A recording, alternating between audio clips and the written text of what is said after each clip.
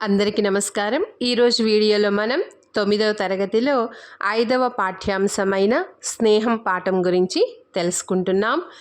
స్నేహితులు అంటే మన యొక్క హితవు కోరుకునే వారిని మనం స్నేహితులు అంటాం. హితవు అంటే మంచి, మన యొక్క మంచి కోరుకునే వారిని మనం స్నేహితులు అంటాం కదా. స్నేహం చేయడం అంటే అందరికీ ఇష్టం.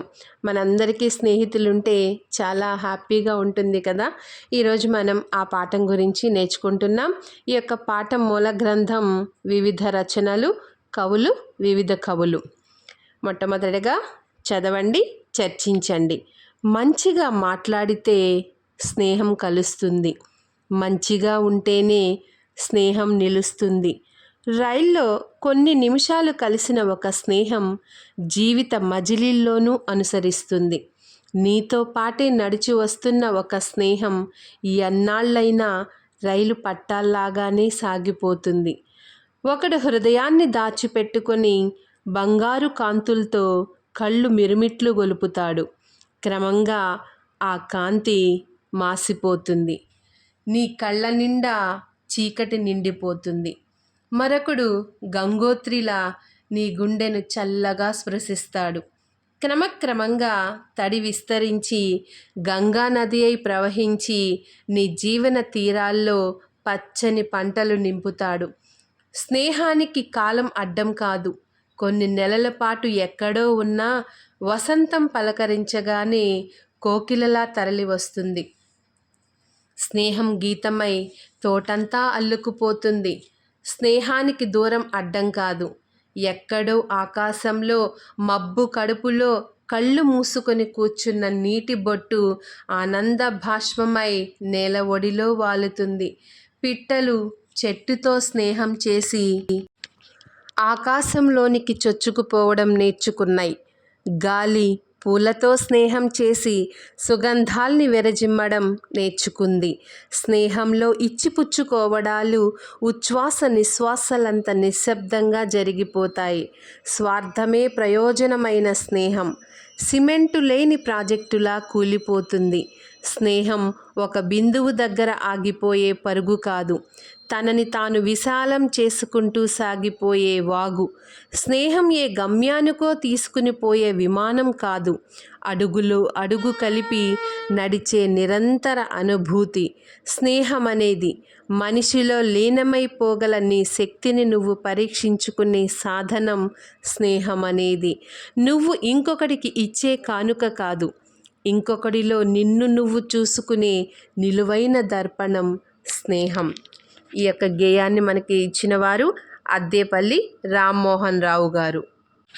పైన గేయంలో కవి స్నేహాన్ని ఏ అంశాలతో పోల్చారు? కవి స్నేహాన్ని చాలా అంశాలతో పోల్చారు కదా. స్నేహాన్ని గంగా నదితో పోల్చాడు, కోకిలతో పోల్చాడు, గీతంతో పోల్చాడు, ఆనంద భాష్మంతో పోల్చాడు, స్నేహాన్ని పిట్టలు చెట్టు అనుబంధంతో పోల్చాడు, గాలికి పూలకు ఉన్న అనుబంధంతో పోల్చాడు, ఉచ్ఛ్వాస నిశ్వాసలతో పోల్చాడు, ఆగిపోని పరుగుతో పోల్చాడు, మన శక్తిని పరీక్షించుకునే సాధనంతో పోల్చాడు, స్నేహితులతో మనల్ని మనం చూసుకునే నిలువెత్తు అద్దంతో స్నేహాన్ని పోల్చాడు కవి. రెండో ప్రశ్న, నీవు స్నేహం చేయాలి అనుకునే వ్యక్తిలో ఎలాంటి లక్షణాలు ఉండాలని నువ్వు భావిస్తున్నావు? ఇది ఎవరికి వాళ్ళకి సంబంధించిన ప్రశ్న. మీరు సొంతంగా రాసుకోవచ్చు. ఏ లక్షణాలు ఉండాలనుకుంటున్నావో నీవు రాసుకోవచ్చు. తర్వాత ఉద్దేశం. విశ్వాసం లేకుండా స్నేహం ఉండదు అన్నాడు గౌతమ బుద్ధుడు. మనిషికి అవసర కాలంలో ఆదుకున్న మిత్రుడి కన్నా ప్రియమైనది ఏదీ ఉండదు అన్నాడు గురునానక్. కష్టకాలంలోనే మనకు నిజమైన మిత్రుడెవరో తెలుస్తుంది అన్నాడు గాంధీజీ. స్నేహం ప్రతి వ్యక్తి జీవితంలో మధురమైన అనుభూతిగా నిలుస్తుంది. ఆటపాటలాడే వయస్సులో మొగ్గలా ప్రారంభమై మహావృక్షంలా ఎదిగి జీవితాంతం తోడుగా నిలుస్తుంది. కొందరితో స్నేహం మనల్ని అత్యున్నత శిఖరాలకు చేరిస్తే, కొందరితో స్నేహం అధపాతాళానికి తొక్కేస్తుంది. ప్రతి మనిషి జీవితంలో గొప్ప పాత్ర వహించేది స్నేహమైనప్పుడు మనం ఎటువంటి స్నేహాన్ని ఎంచుకోవాలో, ఆ స్నేహం వల్ల కలిగే ప్రయోజనాలేవో విద్యార్థులకు తెలియజేయడమే ఈ పాఠం యొక్క ముఖ్య ఉద్దేశం. ప్రక్రియ పద్య ప్రక్రియ. సాహిత్య ప్రక్రియలలో విశిష్టమైనది పద్యం. ఇది ఛందోబద్ధమైనది, లయాత్మకంగా, గానయోగ్యంగా ఉంటుంది, ధారణకు అనువుగా కూడా ఉంటుంది. అందుకే మన ప్రాచీన కవులు మొదలు ఆధునిక కవుల వరకు పద్య రచనకు ప్రాధాన్యతనిచ్చారు. కవి తన రచనలో భావ వ్యక్తీకరణకు అనువుగా కొన్ని ప్రత్యేక పద్య శైలులు ఎంచుకుంటాడు. ఉద్ధతికి విక్రీడిత పద్యాలు, సుకుమారతకు మాలా పద్యాలు, తాత్విక భావాలకు గీత పద్యాలు, పుష్పాపచయాది సందర్భాలకు రగడలు, పంచచామరాలు మొదలైన పద్యరీతులు కావ్యాలలో శోభిస్తాయి. కవి పరిచయం.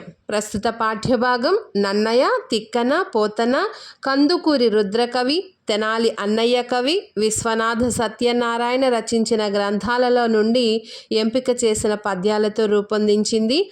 ఆదికవి బిరుదాంకితుడైన నన్నయ రాజరాజ నరేంద్రుని ఆస్థాన కవి. కవి బ్రహ్మ బిరుదాంకితుడైన తిక్కన మనుమసిద్ధి ఆస్థాన కవి.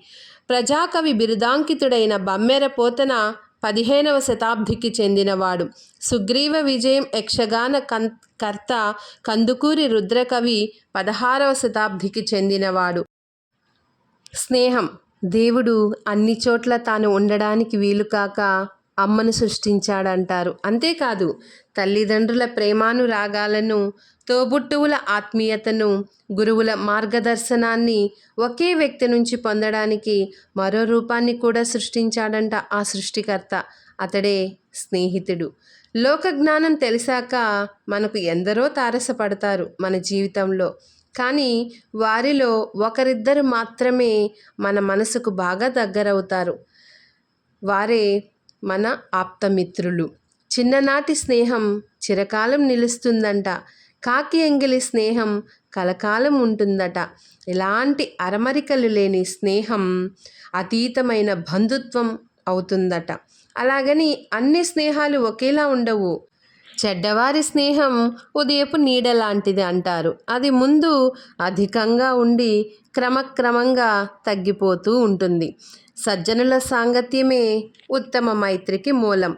ఆజ్ఞాపాలనలో సేవకులు, కష్టాలు వచ్చినప్పుడు బంధువులు, సంపదలు కోల్పోయినప్పుడు భార్య, ఆపద సమయాలలో మిత్రుల విశ్వాసం వ్యక్తమవుతుందని చెబుతుంది ఆర్షధర్మం. ఆజ్ఞా నిర్వహణలోనైనా, కష్టకాలంలోనైనా, సంపదలు కోల్పోయినప్పుడైనా, ఆపద సమయాల్లోనైనా ఆదుకునే గుణమున్నవారే నిజమైన స్నేహితులు. అందుకే మనకు సినిమాల్లో కూడా చాలా పాటలు ఉంటాయి కదా స్నేహం గురించి. స్నేహమేరా జీవితం, స్నేహమేరా శాశ్వతం, ఇలాంటి పాటలు మనం విన్నాం కదా. స్నేహం ఎంత గొప్పదో ఆ పాటల్లో కూడా మనకు తెలుస్తుంది. ఇప్పుడు మనము పాఠంలో పద్యాల గురించి నేర్చుకుందాం.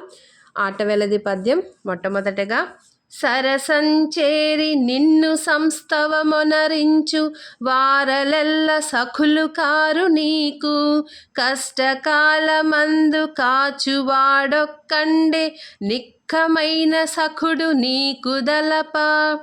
సరసంచేరి నిన్ను సంస్తవమొనరించు వారలెల్ల సఖులు కారు నీకు, కష్టకాలమందు కాచువాడొక్కండే నిక్కమైన సఖుడు నీకు దలప. సరసన్ సమీపానికి, చేరి వచ్చి, నిన్ను నిన్ను, సంస్తవము పొగడము, ఒనరించు చేయు, వారలు వారు, ఎల్ల అందరూ, నీకు నీకు, సఖులున్ స్నేహితులు, కారు కాదు, కష్టకాలమందు ఆపద సమయంలో, కాచువాడు కాపాడేవాడు, ఒక్కండే ఒక్కడే, నిక్కము ప్లస్ అయిన నిజమైన, నిక్కము ప్లస్ అయిన ఉత్వసంధి లేదా ఉకార సంధి. నీకున్ నీకు, తలపన్ ఆలోచించగా, సఖుడు స్నేహితుడు. ఎవరు మనకి నిజమైన స్నేహితులు అంటే ఈ పద్యం యొక్క భావాన్ని మనం చూసుకున్నట్లయితే, నీ పక్కన చేరి నిన్ను పొగుడుతూ ఉండేవారంతా నీకు నిజమైన స్నేహితులు కాదు. మనము తానా అంటే తందాన అనేవారు మనకు ఎప్పుడూ కూడా నిజమైన స్నేహితులు కారు. నీకు కష్టాలు ఎదురైనప్పుడు నిన్ను విడిచిపెట్టకుండా నీతో ఉన్నవాడే నీకు నిజమైన మిత్రుడు అని తెలుసుకోవాలని కందుకూరి రుద్రకవి గారు ఈ పద్యం ద్వారా మనకి తెలియజేస్తూ ఉన్నారు. మన పురాణాలు, ఇతిహాసాల్లో కూడా మనం ఎన్నో రకాలైన స్నేహ ధర్మాలను చూస్తూ ఉంటాము. అంటే ఎవరు మనకి నిజమైన స్నేహితులు అంటే మన పక్కనే ఉండి మనల్ని పొగుడుతూ ఉండేవారు నిజమైన స్నేహితులు కాదంట. మిత్రులారా తెలుసుకోవాలి. ఎవరు మనకి నిజమైన స్నేహితులు అంటే మనకి కష్టాలు వచ్చినప్పుడు, సంతోషాలు వచ్చినప్పుడే కాదు, సంతోషం వచ్చినప్పుడు మనతో పాటు సంతోషపడి మనతో పాటు నవ్వేవాడే కాదు, మనం బాధలో ఉన్నప్పుడు మన కన్నీటిని తుడిచేవాడు, మనల్ని విడిచిపెట్టకుండా ఉండేవాడే నిజమైన మిత్రుడు అని తెలుసుకోవాలి అని ఈ పద్యం ద్వారా మనకి కందుకూరి రుద్రకవి గారు తెలియచేస్తూ ఉన్నారు. రెండవ పద్యము కంద పద్యము. మైత్రింబోలెడు ధర్మము ధాత్రీ దివిజులకు లేదు దాని నడపినన్. పుత్ర ఏ కర్మంబు పవిత్రతయును వలవదది వివేకము చేర్చున్. మైత్రింబోలెడు ధర్మము ధాత్రీ దివిజులకు లేదు దాని నడపినం. పుత్ర ఏ కర్మంబు పవిత్రతయును వలవదది వివేకము చేర్చున్. పుత్ర ఓ కుమారా, ధాత్రీ దివిజులకు బ్రాహ్మణులకు మైత్రిని స్నేహాన్ని పోలెడు సాటి అయిన ధర్మము లేదు దానిని ఆ స్నేహాన్ని అడిపినన్ అణిచినట్లయితే అది ఆ పని ఏ కర్మంబు ఏ పని అయినా పవిత్రతయును పునీతమును వలవదు కలుగనివ్వదు. అది వివేకము విజ్ఞతను చేర్చునే కలిగించునా అని ప్రతిపదార్థం. మిత్రత్వమునకు సమానమైన ధర్మం ఈ భూమండలంలోనే లేదు. స్నేహాన్ని నడిపించేది స్నేహధర్మం. ఇది మిక్కిలి పవిత్రమైనది. ఆ స్నేహం వివేకాన్ని ఇస్తుంది, ధైర్యాన్ని నిలుపుతుంది. ఆపదలు వచ్చినప్పుడు మనల్ని విడిచిపెట్టకుండా వెన్ను తట్టి నేనున్నాను మిత్రమా అనేవాడే నిజమైన స్నేహితుడు. కాబట్టి ప్రతి మనిషి తమ జీవితంలో మంచి మిత్రుల్ని పొందాలి. ఆ మిత్రుల యొక్క ఆ స్నేహం యొక్క మాధుర్యాన్ని అనుభవించాలి. స్నేహితులు లేని జీవితం నిస్సారంగా ఉంటుంది కదా. మనం పుట్టినప్పటి నుంచి చనిపోయేంత వరకు మనకి ప్రాణమిత్రులు ఎవరో ఒకరు ఉంటూనే ఉంటారు.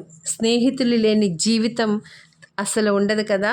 మిత్రులు ఉత్తమ, మధ్యమ, అధమ అని 3 రకాలుగా ఉంటారు అని శాస్త్రాలు తెలుపుతూ ఉన్నాయి. ఇలాంటి వారి స్వభావాన్ని తెలిపే కథలు అన్ని కాలాలలో అన్ని వాన్మయాలలో కూడా మనకి కనిపిస్తూ ఉంటాయి.